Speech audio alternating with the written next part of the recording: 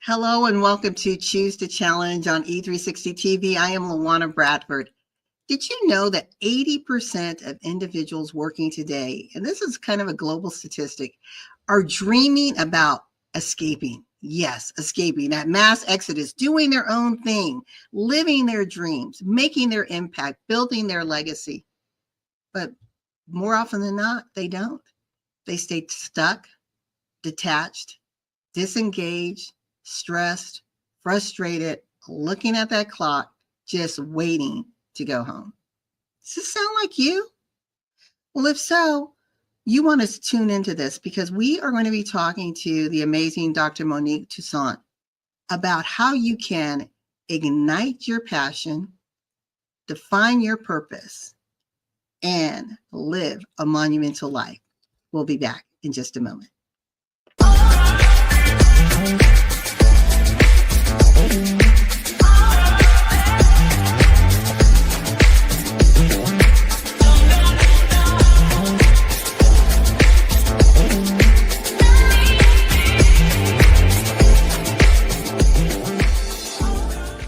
Why be average when you can be monumental? Hi, I am Dr. Monique Toussaint, coach, consultant, change agent, and corporate MC.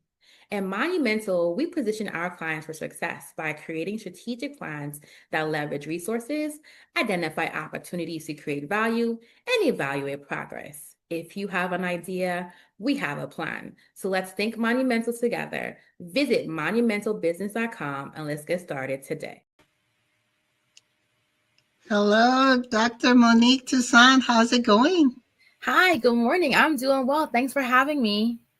Thank you so much for saying yes. I know your schedule's busy, and we really appreciate you coming to the stage because today we're going to be talking about how to think monumental, rising beyond barriers into purpose.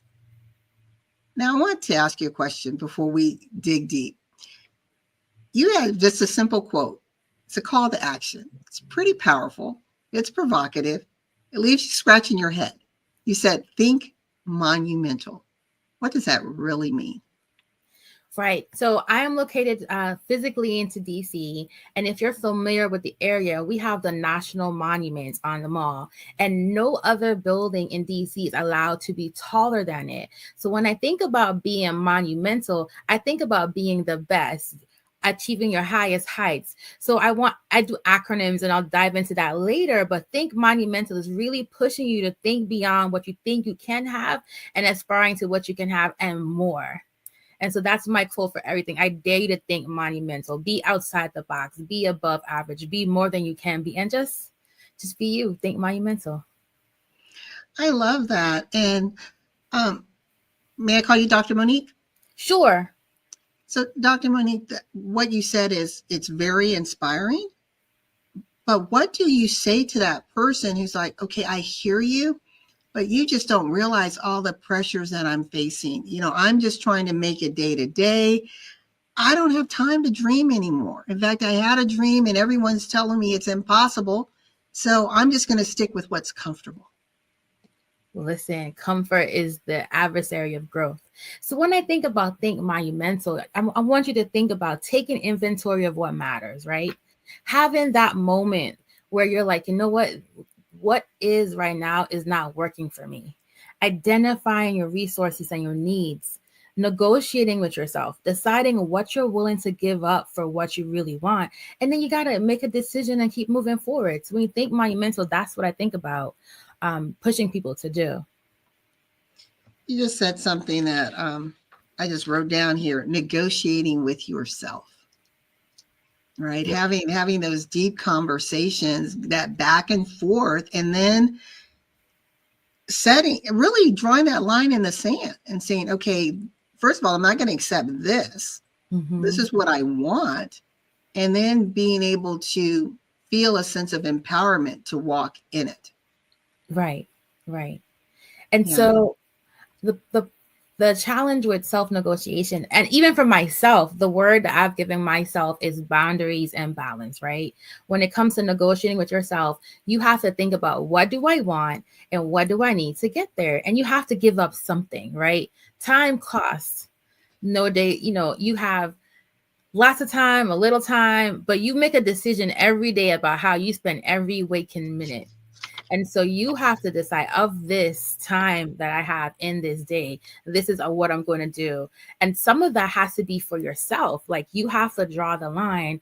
Hey, I know I'm a mom or a dad or a business owner or an employee, but of these things, when I wake up this morning, this is what I want to do for me today. And when I go to bed, this is what I want to check off of my to-do list saying I have done for myself today.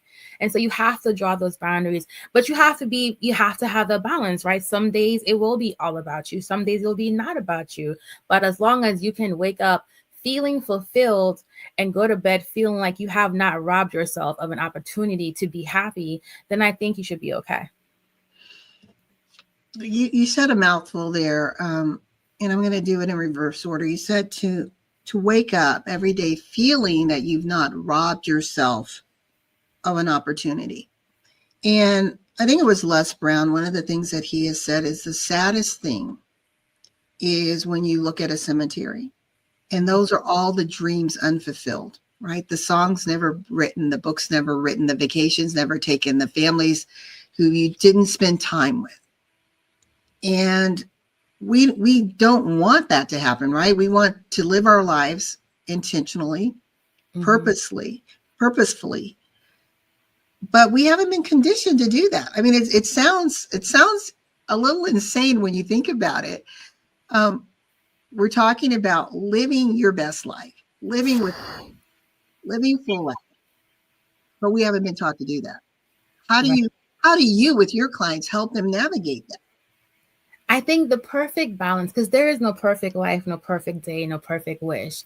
But I think the perfect balance is ensuring that you do some things that you have to do and some things that you want to do. And if you can find the time to make that work for yourself, I think you'll feel more fulfilled. I like that. And it's a process, right? It doesn't just happen overnight. So I want to just, if we can, take a moment just to unpackage you, Dr. Monique. What have you always been this way? Did you always know your purpose, wedded to it, walking in it? Or was it a bit of a journey and kind of this discovery process for you? Yeah. So I like to tell people or ask people, what is your monumental moment, right? And thinking about when did you get that? They call it aha moments, but I like monumental, so I'll go with that. When did it click for you? And for me, my journey is still going. And so I have been thinking about this for some time. Like I've had people tell me I'm good at this and I've thought about it, but it hasn't been something that I'm like, I'm going to be a career coach. I'm going to be an executive coach. I'm going to be a strategist. It was like, I went to school and I was going to be industrial engineer. And I was great at it, but I hated it. And so I've been in a continual struggle about, you can do many things, but what makes you happy? And so I have been positioned in different places divinely and just strategically, unbeknownst to me, to tap into my different skill sets. And I've been empowered by leaders that I've had, by peers that I've had, and they've said, you know what? For example, even my first business, I was doing a lot of this for free. And one of my friends was like, I'm going to pay you the name of your business. And I had to literally start my business the day before to get my check because she refused to. And this is, we were writing checks about a decade ago, right? Not anymore. She refused to pay me in my name. And so I think the perfect balance of that is not just making it a decision for yourself, but surrounding yourself with people that will hold you accountable to the dreams you say that you have so that you can walk in purpose. And I call them purpose partners. Like, who do you need to be connected to that will push you into pursuing your purpose? Kicking and screaming and all. No, I like that. Purpose partners. We on a business lane, we call them strategic partnerships, but that's a little different, right? Because it may be helping me meet a particular business objective, a financial goal, or performance metric. But when you're saying purpose partners, this is helping you to become, right? Assisting you on your road of becoming. Yes. And you said you were talking about with you and your life journey, trying to decide, what did you want to do? And you were calling out different titles. Now, are the titles that we may hold, the labels we place on ourselves, that's not being. That's a bucket that we or someone else puts us in. And being in a bucket doesn't necessarily make you happy. Can you unpackage that for us? Yeah, I think that we are consumed with the concept of what success looks like, right? So we are conditioned to be a doctor, a lawyer, an engineer, a wife, a husband, a mother, a father, right? And when we think about professionally, because we're going to speak about that, like we think about those top tier titles as the end all be all, the if I don't make this, then I'm not accomplishing. But you can be a very successful and unhappy executive, right? And so I could have been a wealthy engineer having this conversation from my yacht, down by the Cayman Islands or something, but would I have been happy? And I think so many of us live our lives trying to project what the world has told us happiness and success is versus deciding to ourselves, what is our measure of success? What makes me happy? For me, is it that I think that every encounter with me should leave an impact on someone, even if it's like, I like your hair, or you're in the elevator, like, hey, I love your shoes. Like something about your personality, your presence, your being should make somebody feel better. And sometimes it's just having a conversation, being a situational mentor, saying, hey, I've listened to you and this is what I think you should do. And so because I naturally do that, whether it's in text, in person, in meetings, in the elevator, whatever you do to lift people's spirit that makes you happy. So if you're a hairstylist, listen, people become a new person, a happy person, just feeling better because you've done their hair. So figuring out what your purpose is, what makes you happy, and more often than not, thinking about what you're called to do help somebody else. I think if we measure success by that way, I think we'll be less consumed by the pressure of performing in a position that's not conducive to our happiness or our purpose. Yeah, what you said was very, very powerful. So pursuing what makes you happy, and it's not just a feeling, but it can be a state of being, being placing those boundaries to make sure that that's not compromised in any way. I did an interview a couple of days ago with a leadership coach who was a global executive in the R&D industry, and his name is Monsongo Mokwa. Mm-hmm. And he said that he was living the life of Riley, traveling the world, doing his thing in corporate, had the lifestyle that people would dream about, but just what you said, he wasn't happy, he wasn't fulfilled. And he said he had to break free of the golden shackles. Yes. And he said he had to free fall. And he said he did it. He made a decision. And one night spoke to his wife. He said, I'm leaving my job. And he said, and I jumped without a parachute. Mm-hmm, mm-hmm. And it was just because he physically, emotionally, it was starting to impact him. And it's like our lives, we only have this one life and this one body and this one mind for this point in time. And we have to protect it and we have to take care of it. And when you're living a happy life, one that's fulfilling, walking in your purpose, I think, and I like your thoughts, I think that it improves your mental, your emotional, and your physical well-being. Yeah, I think they've talked about how important mental health is and how it impacts your physical being. And just listening to your story literally goes back to the think strategy, right? He took inventory of what happened. He had his monumental moment. He identified all the things. He negotiated with himself, like, I'm gonna do this because this is what I want to do. And he just kept going.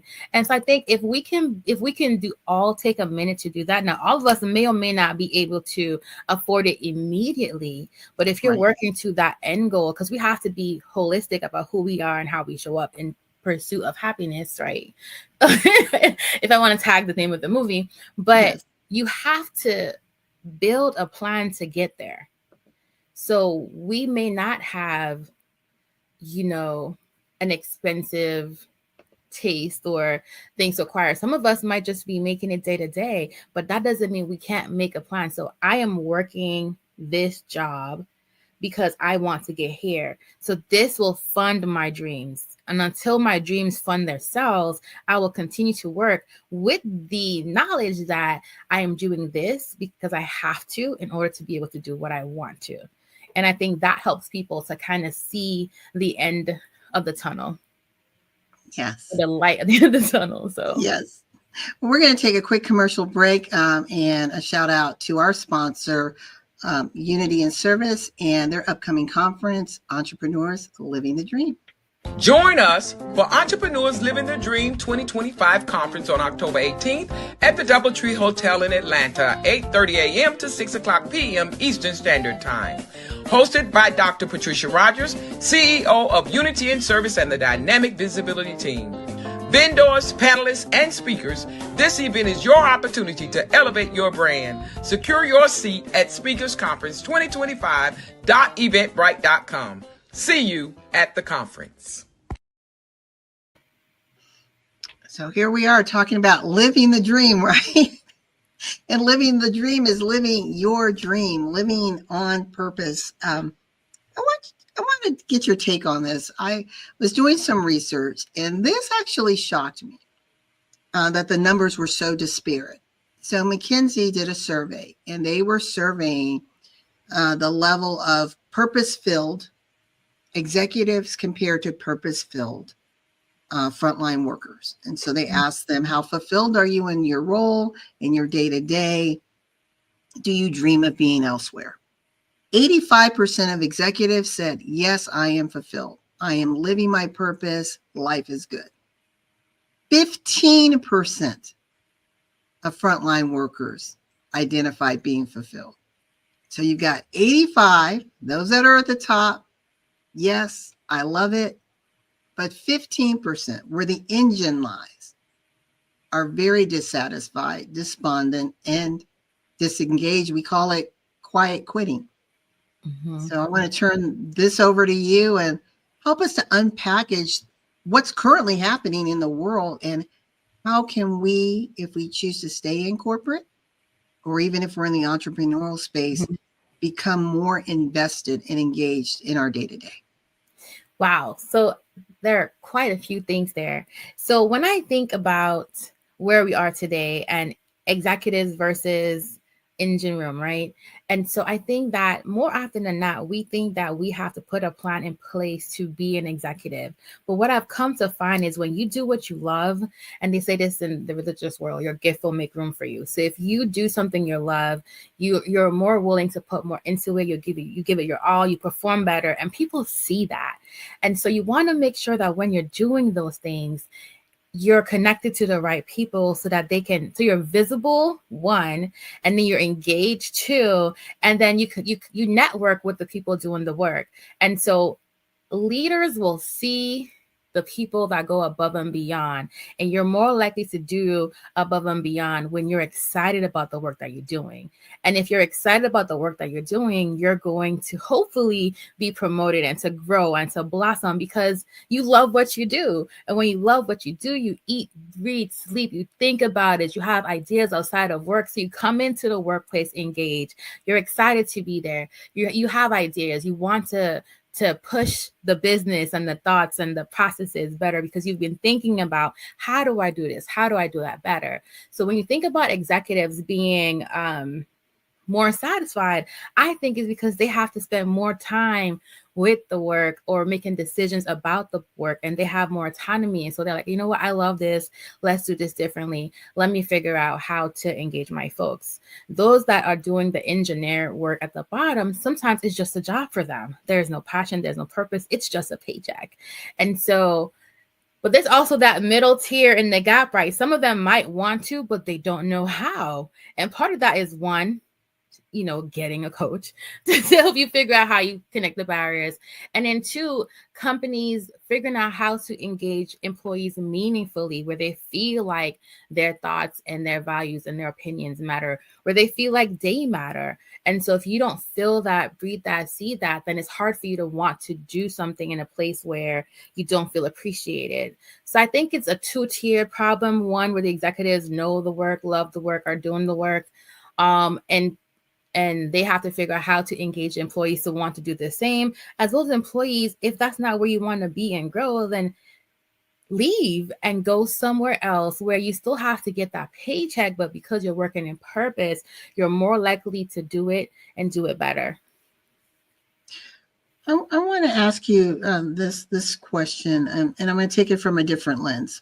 Okay. So you have your executives, as you said, they know the work, they're doing the work, they're happy about the work. But executives are often the ones that are shaping it. They're the ones guiding policy. They are directing, they are delegating, they are more in a seat of control. Think about the orchestra conductor, right? And then you're here as part of the orchestra, and you've been given an instrument to play. But you've been given the tuba, but maybe you're actually a flautist, but they're forcing you to play the tuba because they need someone to play the tuba. Even though your resume speaks loudly to where your strength is. But because of the world that we're in and how tight the job market is, right? I don't know how long this will last. Yes. And the added responsibilities that you have to have, right? I got to keep a roof over my head and take care of my children, the basics. You feel stuck, right? You're telling them, hello, this is my skill set. Yes. I get it. But, we really need you to play the tuba. And that happens more often than not. What would you say, number one, to that leader who's directing everything and maximizing the gifts and talents of their team? And number two, to that person who feels like they're being force-fed to do something that they'd have no desire to do, and it's really not their passion and their gifting. So you have to find, again, boundaries and balance. And so for me, I was fortunate enough to find different opportunities at work to do as collateral duty while I was doing the things that I had to do. Remember, balance is finding the balance between what you have to do and what you want to do. And if you cannot find it at work, then I strongly encourage folks to think about, how do I find it outside of work? So I'm West Indian by trade. And so I play steel pan, right? That's my non-negotiable. No matter what happens, I have to leave on time to make it to steel pan rehearsal because that brings me joy. So if you cannot, and realistically, this job market is really, really tough. And you have to work because we have to eat, we have to breathe, we have to feed our children, our families, all of the things, pay our bills, keep our roofs over our head. But the reality is, if you have to work and you are unable to shape your work, you're able to connect to a mentor that will help you to identify a career path that's more conducive to your purpose, then find little pieces of joy outside of work, right?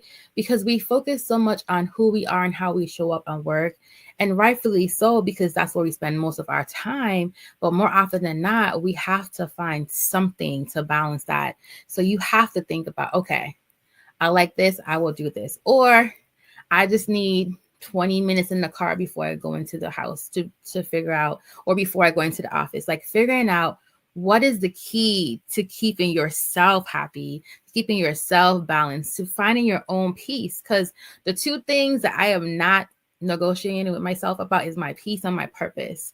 So figure out what gives you peace at work, whether that's outside of work, after work, before work, and just doing it.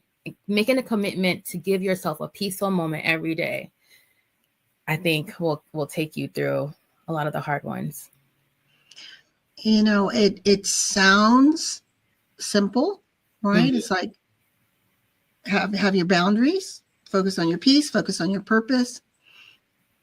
But it's challenging because of all the conditioning and the social constructs that are around us, and just the realities of the economy, right? That we have to deal with. And sometimes we may not be satisfied, but we have to tolerate unpleasant conditions until that moment may occur. I was reading something yesterday, and it was actually something my dad had written about his father. And There's a song by Loretta Lynn called "I'm a Coal Miner's Daughter." Well, I'm a coal miner's granddaughter. And I was reading that here's this man in the 30s, in the height of the Depression, in rural America, who had to feed his family. His passion was, I want to make sure my family is safe during these very depressing times. But he took a job that was the ultimate compromise, which ultimately cost him his life. And that was coal mining. And when you think about it, and I'm painting this picture deliberately because I'd like you to kind of unpackage the analogy. He had to go into the dark space to fulfill his dream of creating legacy for his family, sustainability for his family. He was willing to risk his happy state, if you will, by doing this day in and day out.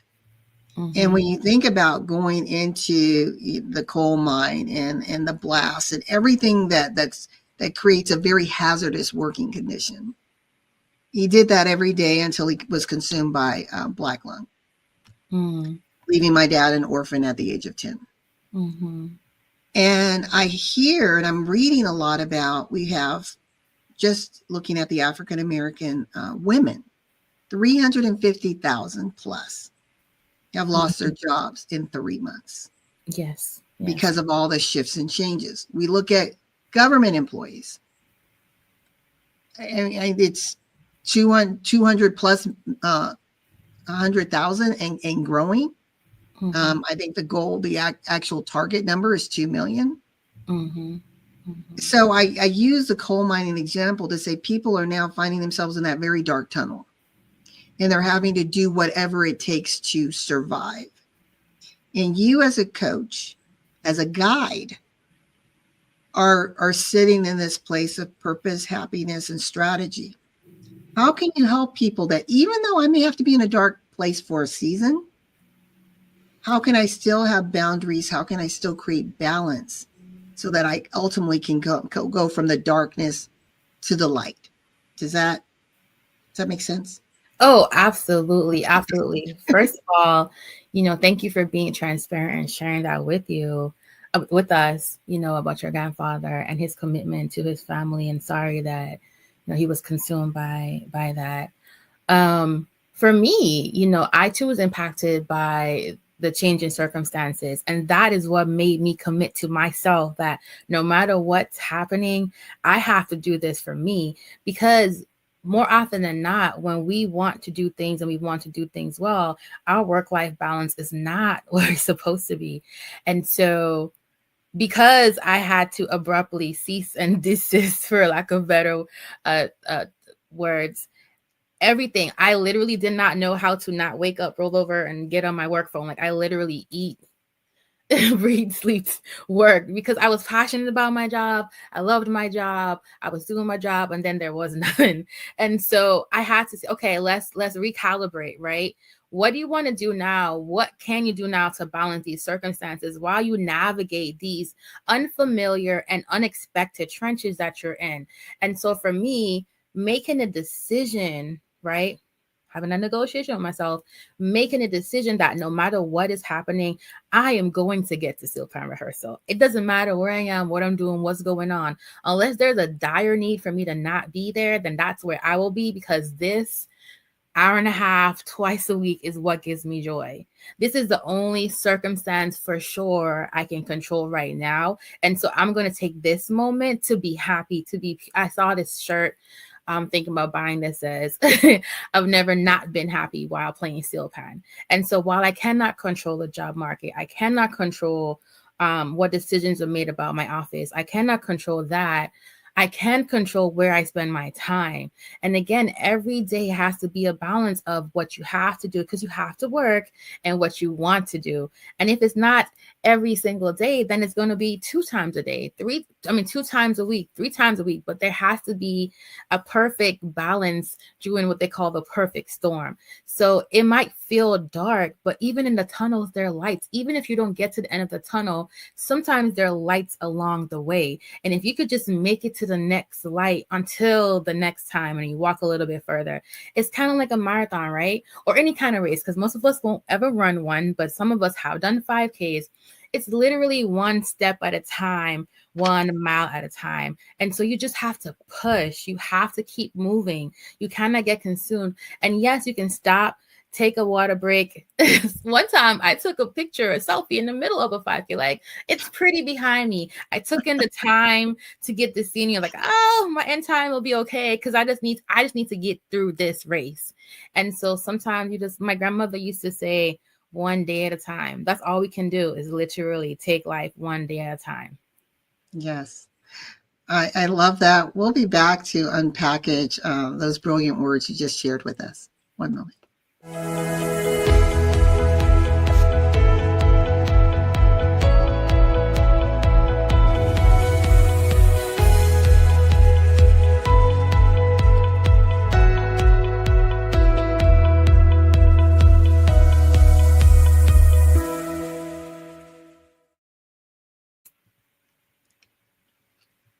Perfect timing, right? Yes, that was perfect. I love that you shared your story, that sometimes when we listen to coaches, to guides, to you call them purpose partners, such as yourself, that we listen and we're like, okay, you've arrived. Life's good for you. But when we share our stories of becoming, of overcoming, of surviving, it creates relatability. And like you said, I've been there. I was told to cease and desist. Now what? And but in that moment, in that fear, in that uncertainty, there was something in you that said, okay, I can sit here and be consumed by this, or I can do something. And that first something you did was so small, but so powerful. You found that one thing that brought you joy, and you held on to it. And I think whatever we focus on, and we've heard this before, expands, right? If I focus on what's not right, or I'm always looking at myself as the victim, it's really hard to focus on the joy, right? Yeah. It's either I'm a victim or I'm a victor. So where do I want to put my focus? Right. And can you walk us through how, if you were talking to someone today or just in your coaching session, they're in that moment where there is no job, or there's job uncertainty. Yeah. How do they find the joy? How do they latch on to that to help them to survive the storm? Like you said, it's a perfect storm. Now what? Yeah, I mean, there's so much to think through. Like, I love acronyms. I'm trying to make one up in my head as we're talking, right? When we think about finding the joy, I want you to focus on what's important, right? Identify the things that make you smile. And it could be something like, I love music. I just want to be in that space for an hour and a half. I want you to not pretend like everything's okay, acknowledge it, but also move. You can't control it, but you can control how it controls you. And so, yes, there are going to be bad days. No days are going to be perfect. I am not always a bright light of sunshine and cloudy. Some days I'm an introvert. Some days I'm like, everybody leave me alone, nobody gets hurt. But then you have to decide that you get to decide how you feel and what you do. Your circumstances don't. And so even in the midst of the coal mine or the tunnels or the dark, cloudy days, or the days of whether, I think a lot of people now are dealing with depression and anxiety, whatever that looks like for you, you get to decide how long you stay there. Like, the thought can appear, like, think of those moving rainy storms where the clouds come, they rain, and they move on. Don't let the clouds stay over your head and just pour. And sometimes it feels like that, right? You lost your jobs, and now you might lose your car or your home or your family. But know that at the end of the day, as long as you don't lose your mind, right, everything else can be recovered. And if it's a different family, which might be unfortunate, it might be a blessing, you don't know. But think about how you find those moments. Decide that they cannot consume you, and just find little look for your rainbow in the midst of all of these storms, because it's a lot and there might be a lot more coming, but you cannot let it consume you. And you have to decide that you control how it controls you. Yeah, I like what you said. It's like you said, first find out what makes you smile. Mm-hmm. Some people may be, you know, the consummate pessimist, nothing, but there's there's something that makes you smile, something, and like you said, find that, however great or small it is. Maybe it's a memory, right? So spend time reflecting on that. And then this was a huge thing that you said is acknowledge, and I think when we acknowledge, we can accept. It is what it is. Yes. But then in that acknowledgement, you added another piece that I think places us in a seat of empowerment. By acknowledging it, I know this has happened outside of my control. I can't do anything about this. It is. But I can control how I choose to respond to the situation. Yes. That's a choice, right? That goes to the decision. And once we're able to do that, I think, and I want to toss this to you, Dr. Monique, I think that's where the clarity of mind comes in, right? Because now it's like, all right, it is.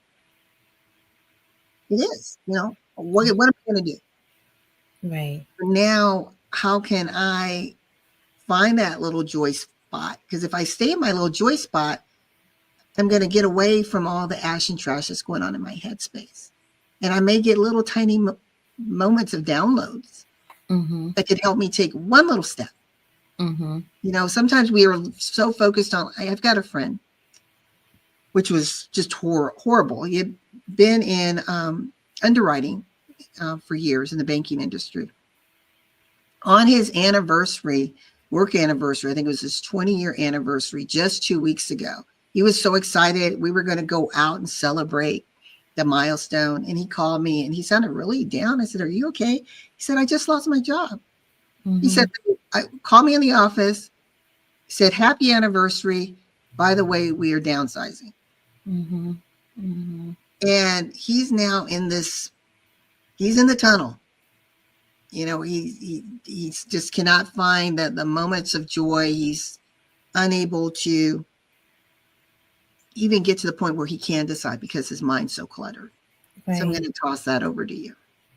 Yeah, I think, you know, this is so funny because I am dealing with someone like that. And for me, it's a frustrating process, but I'm determined that I will not be defeated and helping them to overcome it. But I think also we have to acknowledge that some people will be who they are and they want to be stuck, right? Because they feel like, what was me? This is my time. It happened to me. I can't do anything about it. And in the coaching realm, a coach, we think about sports, right? A coach will draw up the playbook, but the player has to go on the field and execute the play. And until that player feels confident enough to kick the ball, shoot, make the shot or whatever, there isn't much you can do for them. Like when you think about Steph Curry, like when he started off, I'm pretty sure he wasn't making shots across half court, right? And so he had to practice, he had to push, he had to make a decision that he wanted to take the shot. There was nothing anyone around him could, I mean, he could be probably, I don't know, we could incite or aggravate them. But when it comes to people that are stuck, sometimes you're in the dark fumbling around and you might stick your hand here and get shocked or get your hand stepped on. But I think something inside of you has to motivate you to want to do something else. So what I've made a decision to do when I have people that are not optimistic, not hopeful, I try to encourage them. I try to acknowledge their pain. I try to say, you know what, that's really unfortunate, but I try to not give them an audience to continually complain or to grieve. Like, this is grief. Losing a job is grief. It is ongoing process, just like if you lost a person, right? For me, even like different seasons, different events make me miss things that used to happen. And so I have to acknowledge today's not a good day. I feel bad. This is my trauma, but I'm not going to live in it. And if I love you or I'm coaching you as a coach versus loving you as a family member, I'm not going to push you beyond where you are, because you have to make the decision to get up and walk by yourself, right? Unless you're no, I push you if I'm physically pushing you in a wheelchair, but you have to make a decision, and we have to respect people's decision and their timeline for how they want to function in their funk. But not enable them. There's a difference between empathy and enabling them. Like, I refuse to sit here and listen to you talk about this for 30 days. Like, talk about it for a couple of days. I'll give you some advice. You can take it. And if you want to sit there, but I won't be in the audience for you to do that. Here's your plan. When you feel ready and you want to take off, here I am. But I think some people just want to sit there. Some people don't know how to get out. And the challenge is finding who wants it and who doesn't, because it's a voluntary thing. Yeah, I like that when you gave that example, and I was thinking, my mind went to the musical Hamilton, where one of the songs is, "I'm not going to throw away my shot." Like you said, as a coach, I can give you the playbook, I can give you some case studies, I can give you my lived experiences, but I can't walk for you, right? And some people, as you said, they like being in that state, and they like staying in there. And unfortunately, it begins to become this endless cycle when they find like-minded individuals who are in that same cesspool of woe is me. And it's just, it's sorrow impacting sorrow, impacting sorrow. And it's this compounding effect where now you're like, okay, see, I told you it's not going to work. But you didn't change your circle. You didn't try to change your framework. And like you said, there's times you're going to go back and you want to crawl in bed and pull the covers over your head and pretend that it didn't happen. But then eventually you're going to have to come back out. Yes. Yeah. And I really like what you're sharing from just your perspective as a coach, because you're going to see opportunities that when someone's in the dark space, they can't see. All they see is and feel is the pain and this feeling of lack. But you're able to see the possibilities. There is a book entitled Acres of Diamonds, where the gentleman, he went away. He went away to go find his wealth, because he felt that there was no opportunity around him. Right. Sold his property, and then later finds out that his property was sitting on a diamond mine. Again, acres of diamonds. So how often are we sitting on the diamond opportunities in our lives? But because it's overcast, we're unable to see the sparkle. So we think it's not there. Wow. Dr. Monique, I'm turning it to you. Give us the wisdom. Oh my goodness. I was like, I wrote that down. Like, I need to go read that book. But what it immediately made me think of, and it has been viral on social media for, I guess, a couple of years. There's this cartoon of this guy that was digging for diamonds, the surface, and he was literally right there, right about to hit the diamonds, when he walks away with his shovel and leaves it all behind. You have been working towards whatever it is, and I feel like it's like quitting right at you can see the finish line, and listen, my first and only half marathon, the last half a mile is the hardest. Like, you've done 12 and a half, and you're like, this is stupid. Why am I outside? It's so hot. Why am I doing this? By mile 9, you're over it, but you're like, I don't want to quit. I've made up my mind. I'm going to finish. And then you get to the finish line. Mine was in Virginia Beach on the boardwalk. You can see the finish line. And I'm like, I don't care. I don't want to do this. It's too hot. My feet are swollen. I'm thirsty. I just don't want to. I don't care. And literally my running coach she came and she was like, Monique, I need you to run in the final. You're going to want a great photo finish. And I was like, I don't care. I'm just not going to buy the photo. And you literally see her push me over the finish line, and I stomp on it, and I turn around and I look at her, and then I walk. But then I feel so great getting my medal. Like physically, I'm exhausted, but there's a mental high that you get from accomplishing a goal that you set. Now, it wasn't my best time, it wasn't my planned time, but it was a finish. And even right unto the final last half a mile, I'm talking about a couple minutes left after being outside for hours. I'm like, I don't want to do this. It's too hot. My feet hurt. And just even out of rebellion, stomping on it and turning and looking at her. But then, oh, there's my medal.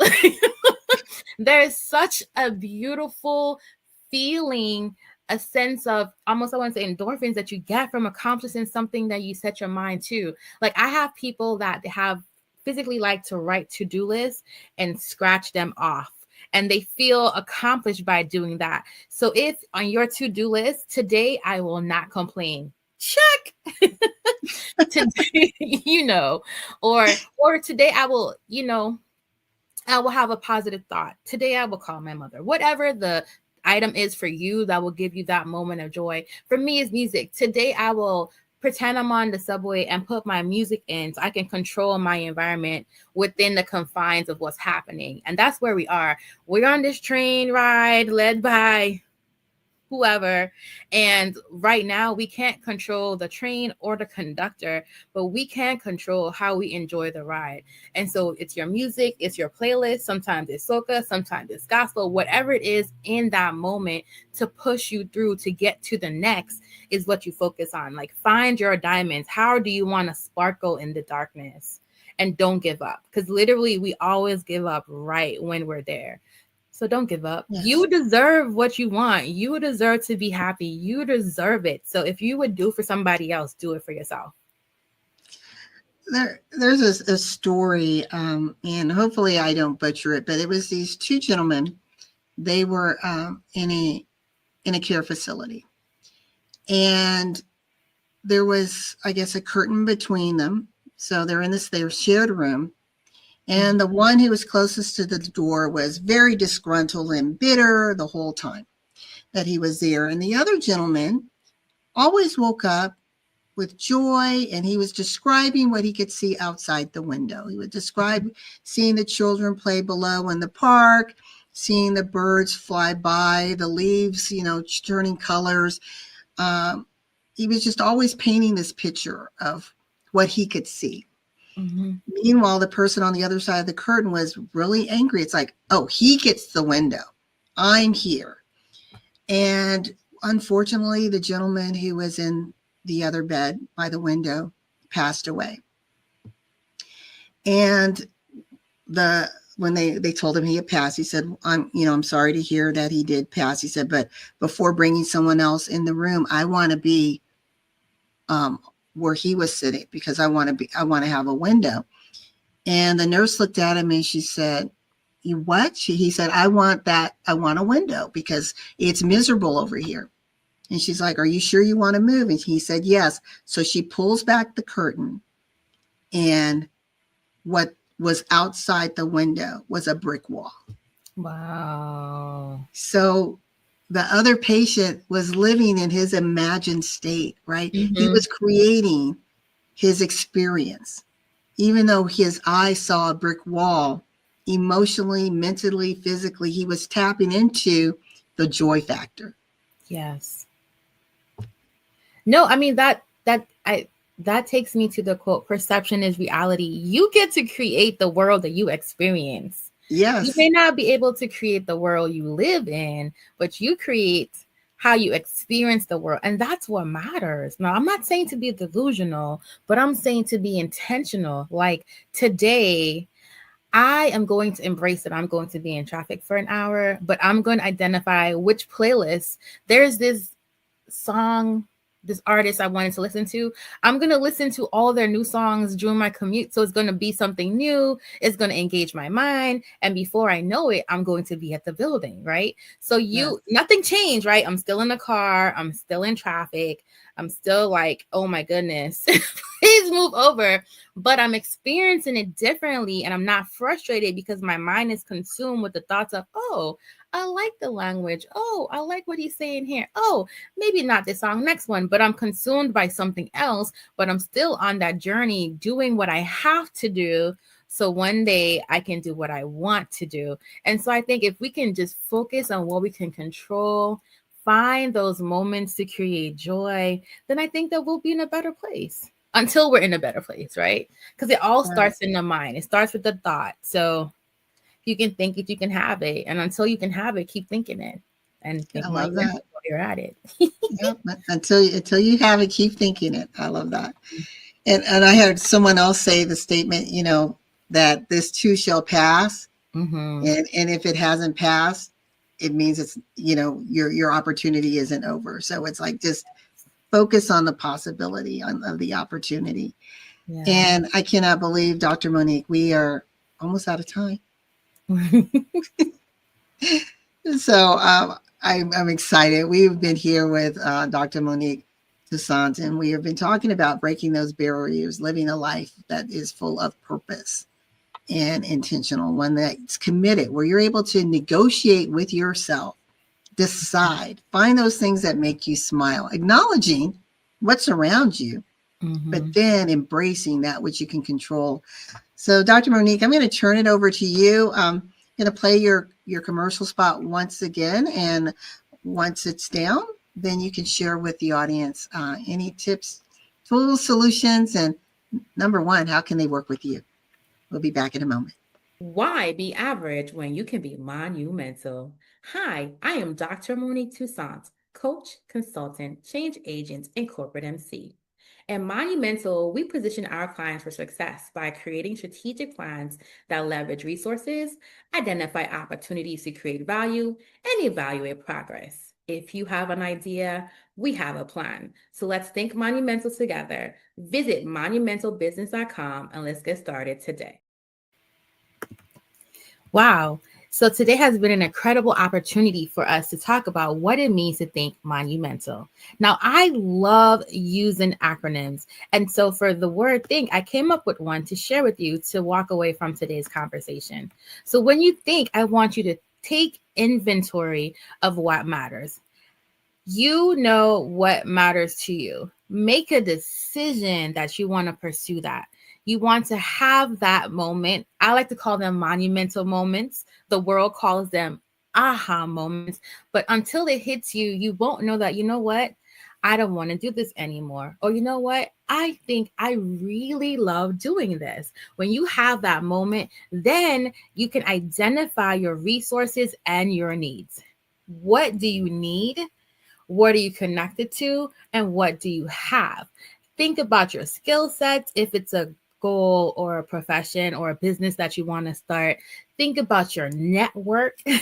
Who can help you with what you are saying that you have? And think about your accountability, right? We say we want these things, but we're not always able to accomplish them on our own. And so there's value in identifying people that you trust and respect to give you an accountability so that you can have what you say you want. And then negotiate with yourself. Decide that you are willing to give up whatever it is to get what you want. Within reason, right? We have to make sure that we take care of the things we have to take care of so that we can have the things we want to take care of. And then we have to make sure that we keep moving forward. Life is going to be a continual challenge. Ironically, today we're choosing to challenge, right? Challenge the circumstances, challenge your thinking, challenge what's affecting you, and make a decision to maximize that moment. So why do I say that? Because I call all of this, when you're thinking about it, you're having your monumental moment. And what I do, I am a monumental moment maximizer. And so I utilize tips and tools and techniques, and I motivate leaders to maximize pivotal moments in their career journey and achieve success. When you think about Monumental Business Solutions, we talk about strategy, solutions, but most importantly, we do it for your success. And so, a certified career coach by trade, I connect ideas to actions, and I provide an environment for clients to live.